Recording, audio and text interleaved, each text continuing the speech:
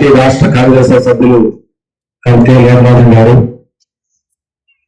మన కార్మినగర్ గ్రామ సంఘం అధ్యక్షులు రామారావు గారు, ప్రధాన కార్యదర్శి గోపి గారు, ఇతర గ్రామ కమిటీ పెద్దలు, గ్రామ ప్రజలు, వేదికటువంటి పార్టీ నాయకులు, అప్పగారు గారి కుటుంబ సభ్యులు అందరికీ సిపిఎం పార్టీ విశాఖ జిల్లా కమిటీ తరఫున హృదయపూర్వక నమస్కారం తెలియజేస్తున్నాం.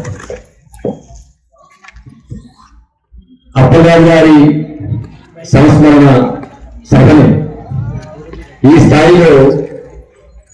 స్థాయిలో నిర్వహించడం, గ్రామ ప్రజలు తమ కోసం అనేక కష్టాలకి నష్టాలకి ఓర్చి మమ్మల్ని ఈ స్థితిలో నిలబెట్టినటువంటి నాయకుడిని గుర్తించి, పార్టీని గుర్తించి స్టోపో ఏర్పాటు చేయడం, సంస్మరణ సభ జరపడం, దానికి పూర్తిగా కమిటీ బాధ్యత వహించడం.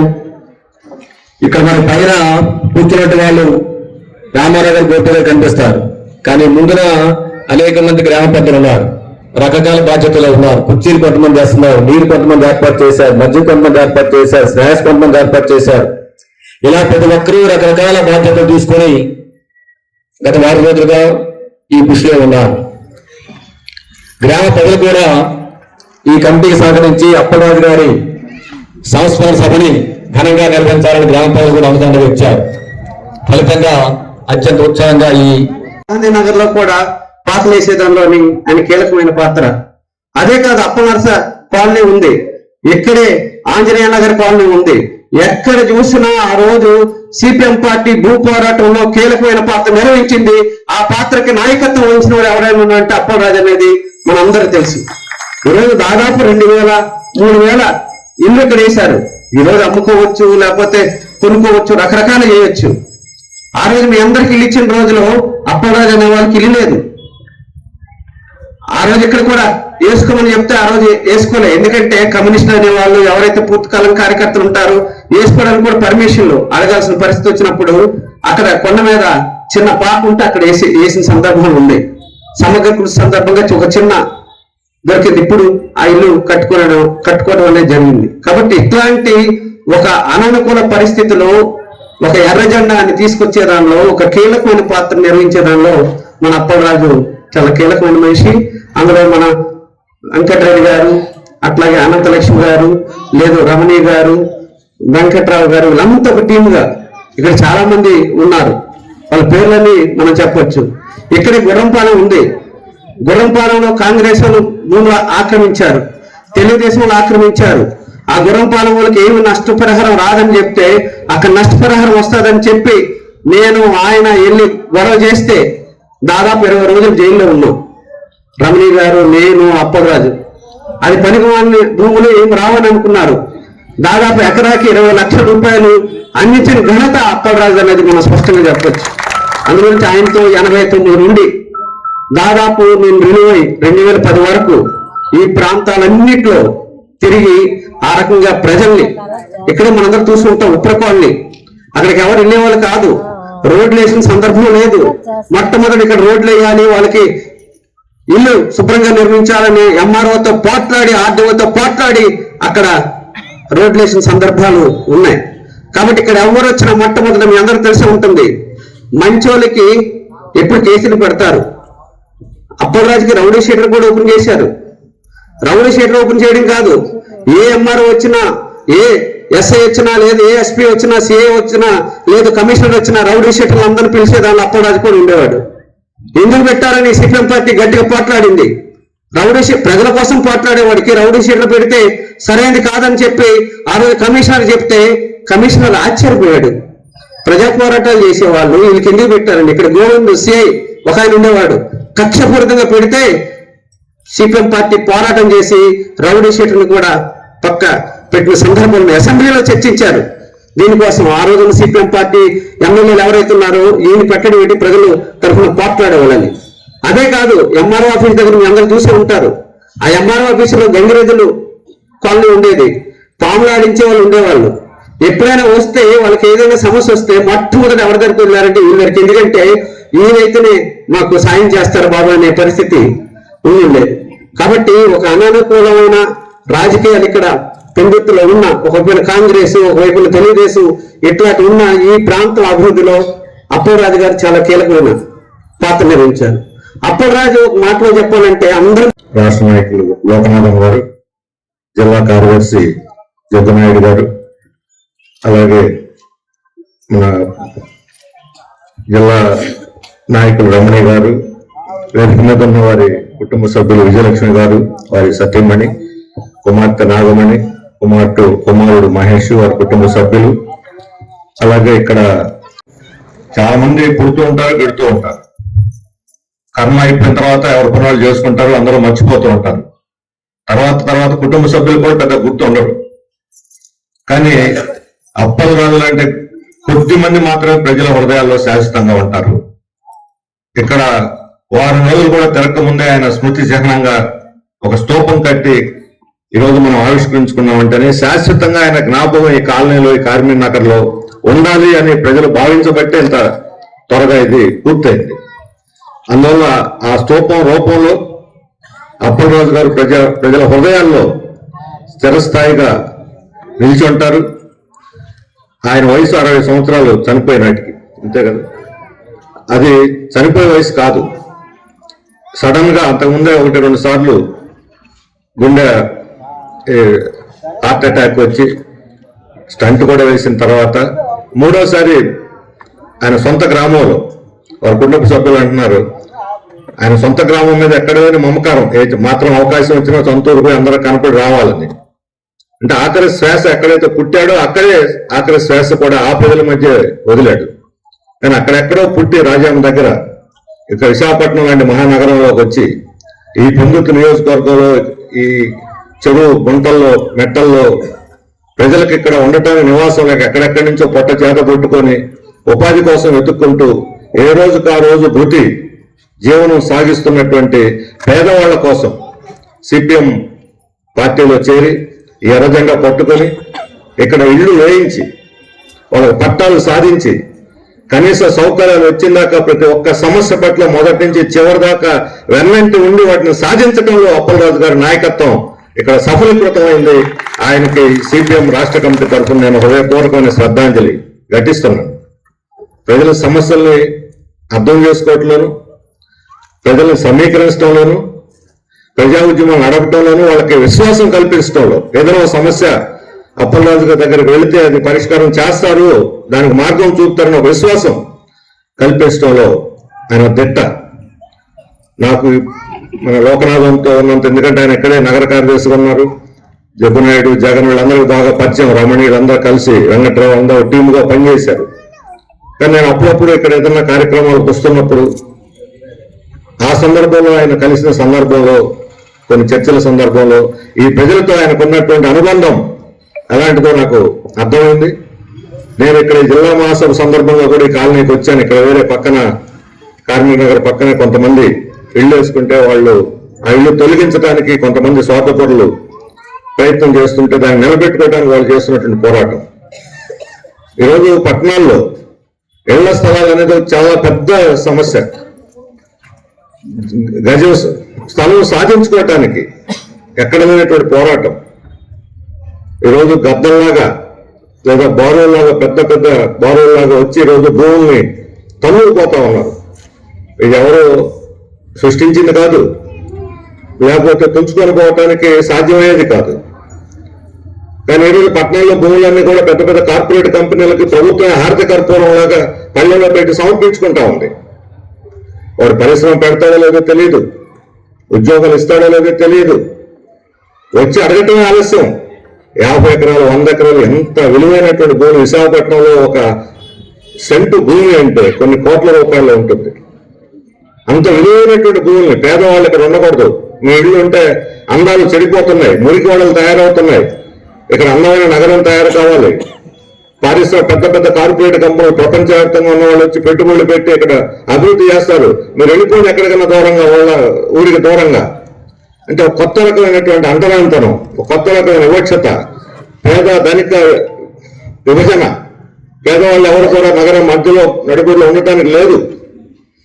ఈ రకమైనటువంటి అభివృద్ధి పేరుతోటి పేదవాళ్ళని దూరంగా నెట్టేసేటువంటి విధానాలు ఈరోజు ప్రభుత్వాలు అనుసరిస్తున్నప్పుడు ఇలాంటి పట్టణాల్లో పేదవాళ్ళందరినీ కూడా కూడగట్టి మేము వేసుకున్న ఇళ్లకి స్థలాలకి పట్టాలు ఇవ్వాలి, అది హక్కు.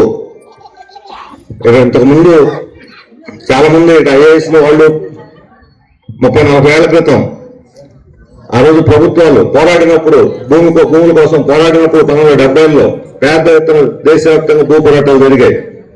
ఆ రోజు జీవోలు వచ్చాయి, పేదవాళ్ళు ప్రభుత్వ స్థలాల్లో ఎక్కడ ఇళ్ళు వేసుకున్నా ఆ ఇళ్లకు పట్టాలు ఇవ్వాలి, లేపేయటానికి వీలు లేదు అని చెప్పి ఆ రోజు జీవోలు ఇచ్చారు. ఇటీవల కాలంలో కూడా సుప్రీంకోర్టు 3 సార్లు 4 సార్లు చెప్పింది, మీరు ప్రత్యామ్నాయం చూపెట్టకుండా పేదవాళ్ళని తొలగించడానికి వీల్లేదు. మన రాష్ట్రానికి ఒక అమ్మాలో ఈ మధ్య ఒక తోట పేదవాళ్ళని తొలగించేస్తే వాళ్ళకి ఎటువంటి నోటీసులు ఇవ్వకుండా ప్రత్యామ్నాయం చూపకుండా సుప్రీంకోర్టు ప్రధాన న్యాయమూర్తి, ఈ రోజు ప్రధాన న్యాయమూర్తి ఉన్న గవాయ్ ఇంతకుముందు బెంచ్ మీద ఉన్నాడు, ఆయన గట్టి హెచ్చరిక చేశాడు, జైలుకు పోతావా లేకపోతే మీ తప్పు అంగీకరించి సరిదిద్దుకుంటావని చెప్పి ఆయన డిమోషన్, డిప్యూటీ కలెక్టర్ నుంచి మళ్ళీ తహసీల్దార్ డిమోషన్ ఇచ్చే హెచ్చరిక చేసి ఇచ్చారు. పేదవాళ్ళంటే అంత అలుసుగా ఉన్నారా, మీకు తొలగించేస్తారా?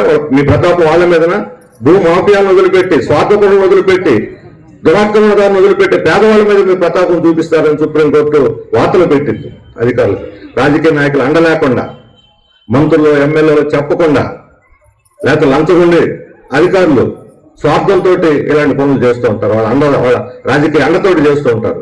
ఈరోజు కంప్యూటరైజేషన్ చేసి భూములన్నీ ఎక్కడెక్కడ ఖాళీ ఉన్న భూములన్నీ కూడా ఎతికి పట్టుకొని ఆ భూములన్నీ కూడా తాము ఆక్రమించుకొని దురాక్రమణ చేయడానికి ఈరోజు అధికారంలో ఉన్నటువంటి వాళ్ళు ప్రయత్నం చేస్తున్నారు. కంప్యూటరీకరణ అనేది భూములు గుర్తించి పేదవాళ్ళకి పంచడానికి కాదు. ఒకప్పుడు భూ పంపకంటే పేదవాళ్ళకి భూములు పంచడానికి. ఈరోజు భూ పంపకం అంటే పేదవాళ్ళ నుంచి లాక్కొని కార్పొరేట్ కంపెనీలకు ఇవ్వడానికి. మన గ్రామాల్లో చూస్తున్నాం. అప్పటి రోజు గారు కూడా ఒక మారుమూల గ్రామంలో జన్మించారు. వాళ్ళకు కూడా కొద్దిగా గొప్ప వ్యవసాయ భూమి ఉంది. ఆ రోజు భూ సంస్కరణలంటే భూమి లేని రైతులకి లేదా కొద్దిగా గొప్ప ఉన్నటువంటి 1 ఎకరా 2 ఎకరాలు ఇచ్చి వాళ్ళు వ్యవసాయం చేసుకోవడానికి ప్రోత్సాహం ఇచ్చి పంటలు పండిస్తే దేశానికి తిండి పెట్టగలిగేటువంటి వస్తుంది. వేరే ఎవరి మీద మనం ఆధారపడాల్సిన అవసరం లేదు. మన కాళ్ళ మీద మనం నిలబడి మన ప్రజలకు మనం తిండి పెట్టుకోవచ్చు అని ఉద్దేశంతో ఆ రోజు ప్రజల భూమి ప్రభుత్వం తీసుకుంటుంది. ప్రభుత్వం తీసుకుని ఏం చేస్తుంది? ఎంఆర్ఓ వచ్చి దుంతాడా, కలెక్టర్ వచ్చి దుంతాడా, మంత్రి వచ్చి దుంతాడా, లేకపోతే వాళ్ళు ఫ్యాక్టరీ పెడతారా? అంటే కార్పొరేట్ కంపెనీలకి అప్పచెప్పడానికి. ఊరు పేరు ఈ విశాఖపట్నం నగరంలోని మీరు అందరూ ఉంటారు. వర్ష అనే ఒక కంపెనీ, టాటా టీసీఎస్ కంపెనీకి ముందు ఒక 92 పైసలకి ఒక 20-21 ఎకరాలు ఇచ్చేసి, టీసీఎస్ అంటే మంచి పేరు ఉంది కాబట్టి ప్రజలు ఎవరు అడగరులే అని చెప్పి అనుకొని ఆ మాటున ఆ చాటున ఊరు పేరుని అడ్రస్ లేని కంపెనీలందరికీ 100 ఎకరాలు దారాతత్వం చేసేస్తా ఉన్నారు.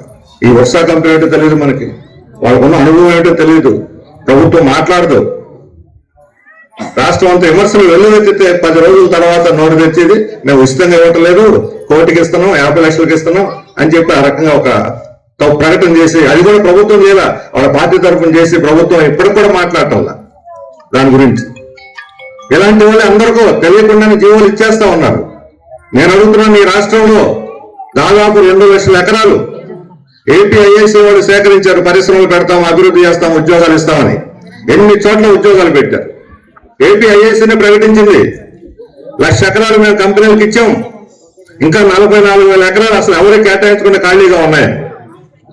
ఈ విశాఖ నగరంలోనే అదానీ కంపెనీకి 134 ఎకరాలు డేటా సెంటర్ పెడతామని 3 ఏళ్ల క్రితం జగన్మోహన్ రెడ్డి గారి ప్రభుత్వం దారాదత్తం చేసింది.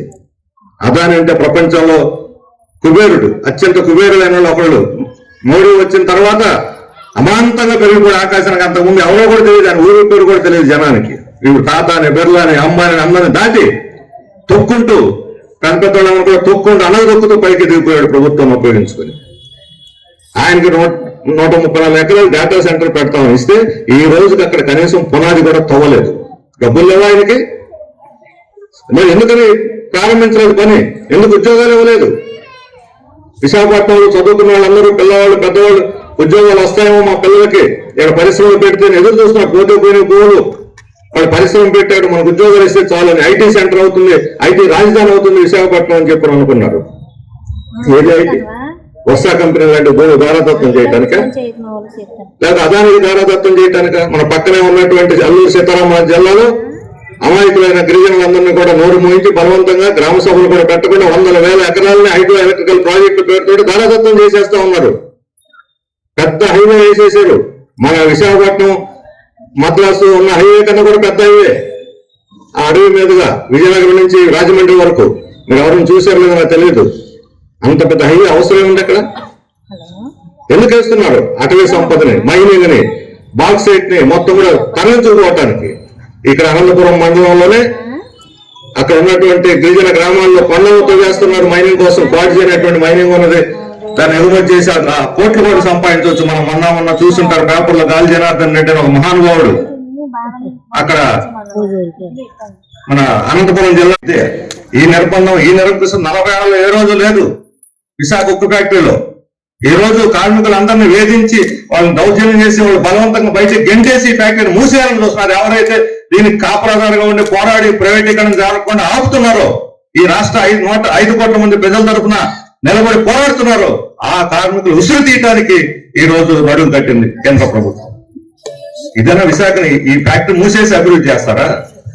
30,000 మంది నెలకు పంపి 300 మందికి ఉద్యోగాలు ఇస్తే అయిపోద్దా? అభివృద్ధి అయిపోతుందా?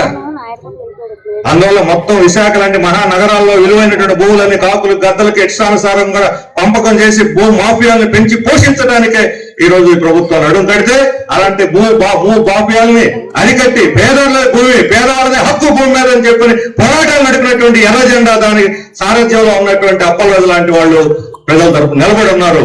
వీళ్ళు ఐఏఎస్లు కాదు, ఐఏపీఎస్లు కాదు, ఎమ్మెల్యేలు కాదు, ఎంపీలు కాదు, సాధారణ ప్రజలు ఏ హోదా లేకుండా ప్రజల తరపు నిలబడి ఈ రోజు ప్రజల అభిమానాన్ని చూడగానే పోరాటాలు విజయం సాధించారంటే దానికి కారణం ఎర్ర జెండా కమ్యూనిస్ట్ పార్టీ. సామాన్యులు సైతం పైన ఆకాశంలో నిలబెట్టగలిగినటువంటి శక్తి ఈ ఎర్ర జెండాకి పోరాటాలకు ఉన్నది.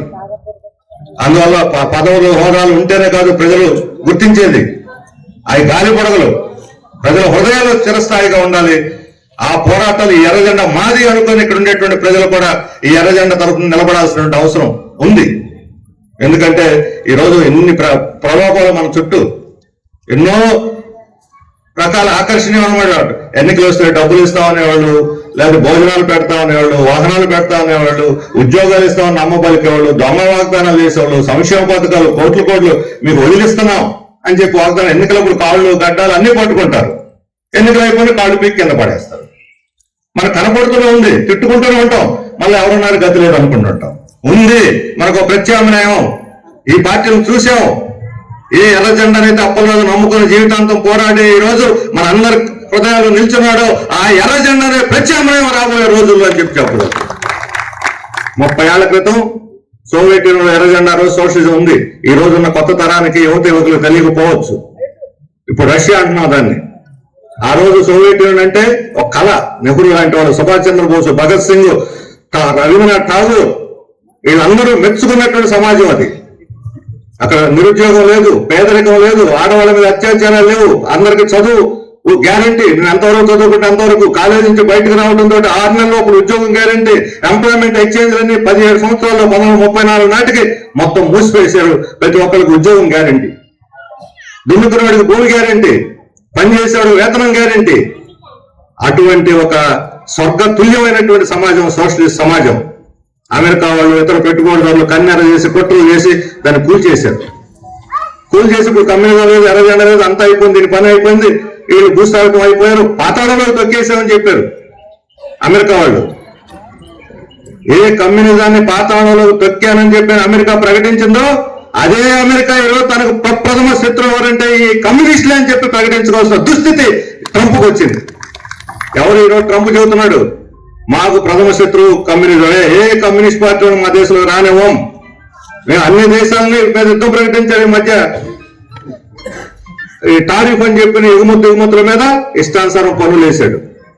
చైనా వాళ్ళు ఎవరుంటారో, చైనాకి ఎవరైతే వ్యతిరేకంగా ఎవరుంటారో తెలుసుకోమంటున్నాడు. చైనా అమెరికాకు మధ్య టారిఫ్ వార్ నడుస్తుంది, వాణిజ్య యుద్ధం. ఎవరి వల్ల లాభం మనకి? ఆ జెండాను అడ్డం పెట్టుకొని పోయిన ప్రతిష్టను కాపాడుకొని జనాన్ని మభ్యపెట్టడానికి వస్తుంటే దాన్ని వాళ్ళ ప్రతిష్ట కాపాడటానిక తెలుగుదేశం ఉన్నది. తెలుగుదేశం లౌకిక పార్టీ, మంచి భావాలు ఉన్న వాళ్ళు అనేక మంది ఉన్నారు ఆ పార్టీలో. ఎందుకు ఈ మతోన్మాదులతో చేయగలిపి మీరు లౌకికవాదాన్ని, రాజ్యాంగాన్ని, దేశ ప్రతిష్టని మంట కలపడానికి మీరెందుకు చేతులు కలుపుతున్నారని చెప్పి నేను అడుగుతా ఉన్నా. అందుకనే ఈ రోజు మన దేశ సార్వభౌమత్వాన్ని కాపాడటానికి, టెర్రరిజానికి వ్యతిరేకంగా ఈ బలైపోయినటువంటి ప్రజల యొక్క వాళ్ళకి సంఘీభావంగా రేపు 20 తేదీ నుంచి 30 తేదీ వరకు 10 రోజుల పాటు రాష్ట్ర వ్యాప్తంగా సమైక్యత యాత్రలు జరపాలి చెప్పి సిపిఎం పిలుపునిస్తా ఉంది. ఈ సమైక్య యాత్రలను జయప్రదం చేసి హిందువులు, ముస్లింలు, క్రైస్తవులు బాయి మనందరం ఒకటే చేయి కలిపి భారతదేశాన్ని ఐక్యంగా ముందుకు నడిపిస్తాం అని చెప్పి చెప్పాల్సినటువంటి అవసరం ఉంది. టెర్రరిజానికి ప్రత్యామ్నాయం మతోన్మాదం కాదు. టెర్రరిజానికి మతమే లేదు. మతం రాజకీయాలను పులివి ఓట్లు సంపాదించుకోవడానికి, బీహార్ ఎన్నికలు వస్తున్నాయి కాబట్టి ఏదో రకంగా మళ్ళీ ఉద్రిక్తతను రెచ్చగొట్టి భావోద్రేకాల ద్వారా ఓట్లు సంపాదించుకోవాలనే కుతంత్రంతో ఈరోజు బీజేపీ వ్యవహరిస్తా ఉంది. అందుకని రాజకీయాలతో మతాన్ని ముడిపెట్టదు. ప్రతి ఒక్కళ్ళకి మత స్వేచ్ఛ ఉన్నది. ఎవరి దేవుడిని వాళ్ళు, ఎవరు మతాన్ని వాళ్ళు అనుసరించవచ్చు. ఒకరు వెంకటేశ్వరుని పూజిస్తారు, ఇంకోరు హనుమంతుని పూజిస్తారు, ఇంకోరు కనకదుర్గను పూజిస్తారు, ఇంకోరు అయ్యప్పను పూజిస్తారు, ఇంకోరు క్రైస్తవుని ఆరాధిస్తారు, చర్చికి వెళ్తారు, ఇంకోరు మసీదుకి వెళ్తారు, అల్లా ఆరాధిస్తారు. ఎవరిష్టం వాళ్ళది. ఎవరిని ఆరాధించకుండా ఉండే హక్కు కూడా ఉంది మన రాజ్యాంగం ప్రకారం. ఎవరిష్టం వాళ్ళది. నువ్వెవరు చెప్పడానికి ఎలాగే పూజించాలి, ఏ దేవుడిని పూజించాలి, ఇలాగే బట్టలు కట్టాలి, ఎలాగే తిండి తినాలి నువ్వు ఆదేశిస్తావా? నీకేం హక్కు ఉంది? ఏ తిండి తినాలో, ఏ బట్ట కట్టాలో, ఏ దేవుడిని పూజించాలో అది పౌరులకు ఇష్టం. ఈ మతాన్ని రాజకీయాలు వాడుకొని దేశాన్ని బలహీనపరుస్తున్నటువంటి ఈ మతోన్మాద శక్తుల్ని దూరంగా ఉంచితేనే మన దేశం బాగుపడుతుంది. మనం చూసాం వాళ్ళ ప్రతాపాలు. ఈ ప్రతాపాలకి, ఓకదంపుల ఉపన్యాసాలకి, ఈ రకమైనటువంటి పట్టాటోకమైనటువంటి భావోద్వేగమైనటువంటి నినాదాలకి మనం పొంగిపోకూడదు. ఏం చెప్తున్నారు, ఏం చేస్తున్నారు. ఈ మోసం చేస్తున్నటువంటి ఇలాంటి శక్తుల్ని, మతోన్మాద శక్తుల్ని మన సమాజాన్ని దూరంగా పెట్టాలి. ప్రమాదం నాగరికత సమాజం సహించదు ఇలాంటి శక్తులని చెప్పదలుచుకున్నాం. అందుకని ఈరోజు దేశం ఐక్యంగా ఉండాలి. మత సామరస్యాన్ని కాపాడుకోవాలి. మన అప్పలరాజు గారు తన జీవితం కమ్యూనిస్ట్ సిద్ధాంతానికి కట్టుబడి ఉన్నాడు. ఒక అసంఘటిత కార్మికుడు కానీ జీవితాన్ని ప్రారంభించి పూర్తి కాలం ఇక నేను తన సంపాదన కూడా పక్కన పెట్టేసుకొని యావత్ సొంత జీవితాన్ని కూడా పక్కన పెట్టి ప్రజా సేవకే పూర్తిగా జీవితాన్ని అంకితం చేయడానికి పార్టీలోకి వచ్చాడు. ఆ రోజు నుంచి ఈ రోజు దాకా పార్టీతోనే, ఎర్ర జెండాతోనే ఆయన సహజీవనం చేశాడు. చనిపోతూ కూడా ఎర్ర జెండాను కప్పుకొని చనిపోయాడు. ఆయన ఒక సోషలిజం ఆయన ఆశయం, సమసమాజం ఆయన లక్ష్యం. ఇలాంటి లక్ష్య సాధన కోసం మన పోరాటాన్ని కొనసాగించాలి. ఈ కాలనీలో ఉండేటువంటి వాసులు ఎవరైతే అప్పలరాజు పట్ల అభిమానంతో, ఎంతో సౌరభ్యంతో ఉన్నారో వారందరూ కూడా అప్పలరాజు అంటే ఎర్రజెండా, ఎర్రజెండా అప్పలరాజు, ఆ రకంగా ఎర్రజెండాను ఆదరించడానికి కూడా మనందరం కూడా ఈ కార్మిక నగరాన్ని పెట్టుకున్నాం. ఈ కార్మిక నగర వాసులందరూ కూడా కార్మిక వర్గ పార్టీ అయినటువంటి ఎర్రజెండా పార్టీని ఆదరించాలి అని చెప్పి అందరూ విజ్ఞప్తి చేస్తూ ఆయన లక్ష్య సాధనలో మనం ముందుకు పోవాలని చెప్పి కోరుతూ జోహార్ Appalaraju. Welcome to our YouTube channel. Don't forget to like, subscribe and share the videos.